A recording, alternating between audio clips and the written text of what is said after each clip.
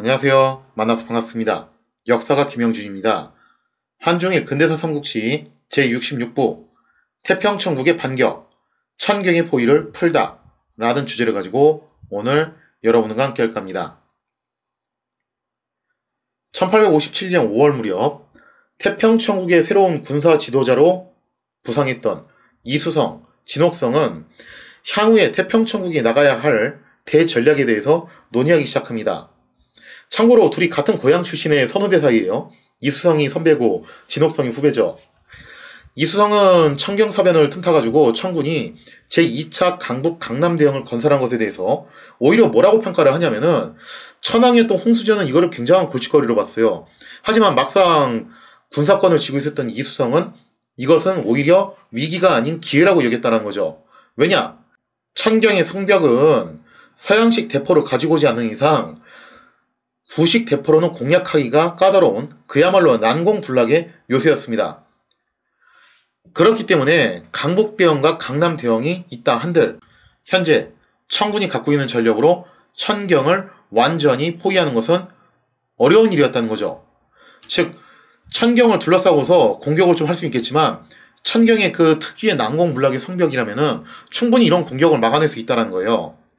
자, 그래서 이수성은 오히려 역발상을 하게 되는데 만약에 청조정이 거꾸로 한족 향신들이 주도하고 있는 상군 단련을 갖다가 밀어준다면은 이쪽에서 차근차근 압박이 들어와서 엄청난 물량 공세를 퍼부어가지고 오히려 이제 태평천국이 위기에 빠질 수 있다라는 거예요. 그런데 뭔가 상징적인 의미는 있기는 한데 이 강북대영, 강남대영이 엄밀하게 말하면 이 두 대영 가지고서 천경을 확실하게 포위하거나 함락시킬 수는 없다라는 거예요. 거꾸로 생각해보면은 천경이 갖고 있는 고도의 장점인 엄청난 방어력을 이용해가지고 두 개의 대형을 여기에 묶어놓을 수만 있다면 이건 역발상이죠. 차라리 이게 더 나은 걸 수도 있다라는 겁니다. 자, 그래서 이수성은 오히려 이제 그렇게 진단을 하고 있었고 실제로 당시 청조정에서도 뭐라고 이제 판단하고 있었냐면은 믿을 수 없는 증후권이 이끄는 상군 단련보다 어디에다 투자를 하자. 바로 강북대영, 강남대영에다가 집중 투자를 하자 해가지고 이쪽에다 계속 치중을 하게 돼요. 자, 그렇게 되면서 이 부분은 이수성이 원하는 쪽으로 흘러가게 됩니다. 다만 아무리 그렇다 하더라도 태평천국 입장에서도 마냥 강북대영과 강남대영을 무시할 수만은 없죠. 그래서 일단 우창과 후커우는 할 수 없이 포기해야 되는 가슴 아픈 상황을 맞이하게 되었던 거죠. 무엇보다 태평천국의 가장 큰 고민거리는 천지회 수적 두목이었던 나대강이 전사한 다음에 수군 전력이 거의 고갈되었다는 점이에요. 그간 태평천국은 장강을 오가면서 정말 수백 척의 군함을 거들이면서 위용을 뽐내고 다녔죠. 실제로 옛날에 난징을 함락할 때도 이렇게 장강수로를 따라가지고 대함대가 이동을 했었잖아요. 하지만 오랜 전쟁 끝에 태평천국이 자랑했던 그 수군 전력은 대부분 소실되고 맙니다. 그에 비해서 청군은 장강 상류에 위치했던 산림지대, 여기가 이제 사천성 일대죠. 거기에 위치한 산림지대의 풍부한 목재들을 이용해가지고 정말 끊임없이 쇼미더머니를 칠 수 있었다는 거예요.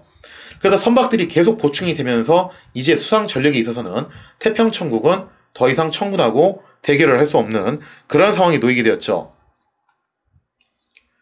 이런 이유로 이수성은 뭐라고 판단을 하냐? 우리가 지금 장강 수로를 예전만큼 활용을 할 수가 없는 상황이지 않냐. 지금 천지의 수적 두목이었던 나대강도 전사했고 거기다가 지금 선박들도 많이 파손된 상황이기 때문에 제대로 된 함대 전력을 운영할 수가 없다. 그리고 이렇게 제대로 된 함대 전력을 운영할 수 없는 이상 천경에서 좀 거리가 떨어져 있는 우창이나 후커우까지 제때에 보급과 병력을 충원해주기가 어렵다는 거예요. 자, 그렇기 때문에 우창과 후커우는 더 이상 지킬 수 없다고 판단을 하게 되고 그래서 포기를 하게 된 겁니다. 그리고 이수성은 그 대신에 아직 건재한 태평천국의 육군 전력을 이용해서 이미 한 차례 태평천국이 휘저은 전력이 있는 지역이었죠. 바로 안희성.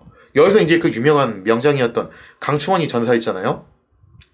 그래서 그 안희성을 관통해가지고 상군 전력의 근거지 중 하나인 호북성을 직접적으로 타격하는 방법을 제안을 하게 됐다는 겁니다. 이러한 작전에 따라 태평천국은 우창과 후커우가 함락되는 동안에 주 전력을 돌려서 어디로 가게 되냐면은 안희성 공략에 집중을 하게 되었던 거죠. 자, 그래서 태평천국은 일단 그런 식으로 움직이고 있었고, 자, 그렇다면 이제 한편 석달기는 뭐하고 있었냐? 석달기는 이제 태평천국이라고 하기도 그렇고 아니라고 하기도 그렇고 그런 애매한 상황이 돼버렸죠. 공중에 붕 떠버린 전지가 됐는데, 자, 석달기 고민이 깊습니다. 과연 어떻게 되냐? 일단 푸조 방면으로 쭉 남하를 해가고 있었어요.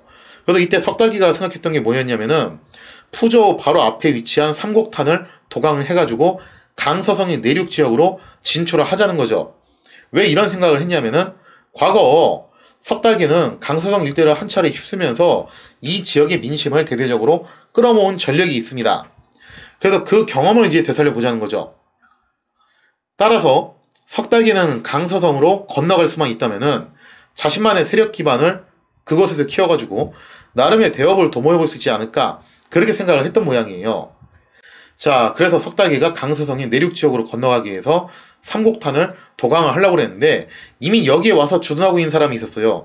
그 사람이 누구였냐면은 증국본의 또 다른 동생이었던 증국전이었죠. 증국전이 4천의 병력을 가지고서 여기서 철통 같은 방어를 하고 있었습니다. 참고로 증국전은 형이었던 증국본하고 다르게 전투 실력이 꽤 있는 사람이었어요.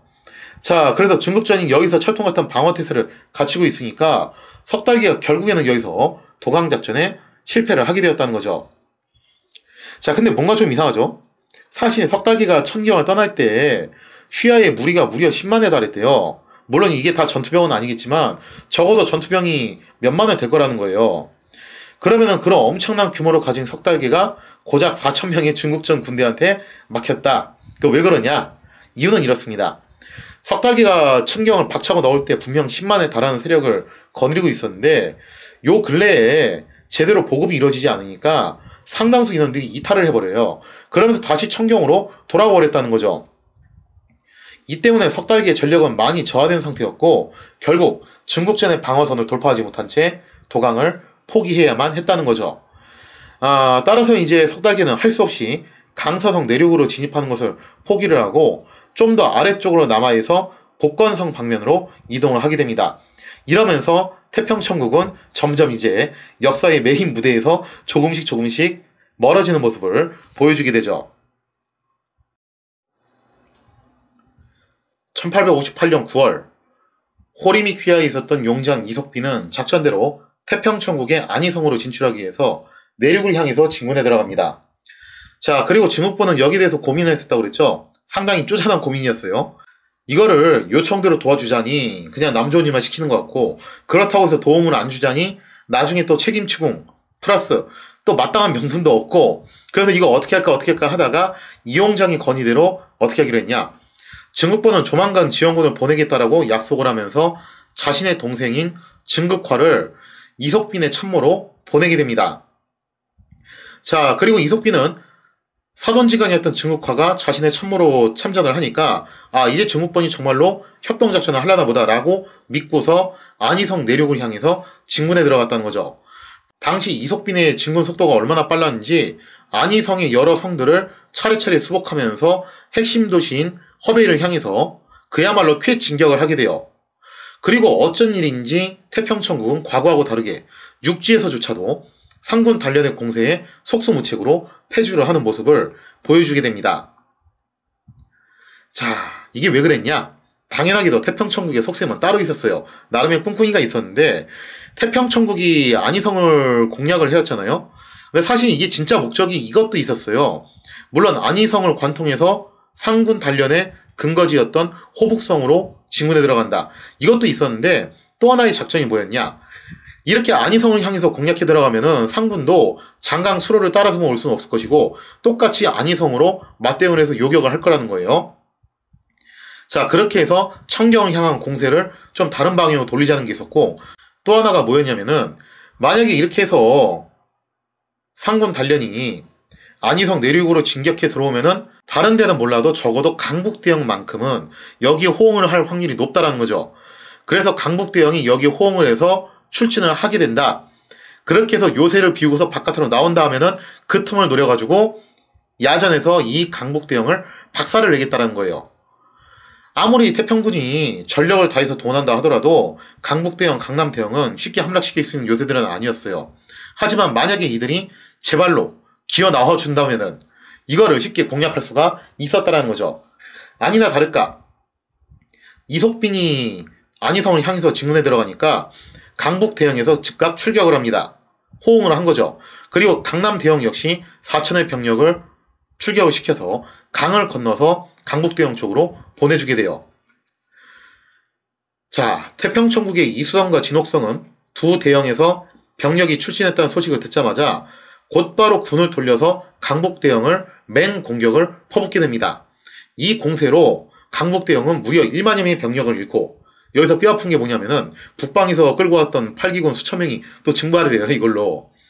그러면서 Y가 돼버리고, 여기 사령관이 또 누구였냐면 바로 승보였습니다. 이 승보 기억하시는 분들 계시겠지만 태평천국이 옛날 북벌을 했을 때 그때 이거는 막아섰던 청군 장수 투탑이 있었잖아요. 하나는 승보 만주족 귀족 출신이죠.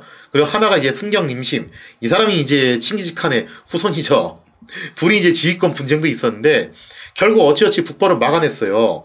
그런데 이때 청조정에서 뭐라고 생각을 했냐면은 그렇게 막대한 병력과 물자를 가지고서 왜 그렇게 전쟁을 질질 끌었냐, 이 문책으로 승보는 체포돼서 처벌을 받았고 승경 림심은 여기서 오히려 포상을 받는 그런 서로 이제 다른 모습으로 보여주게 되죠.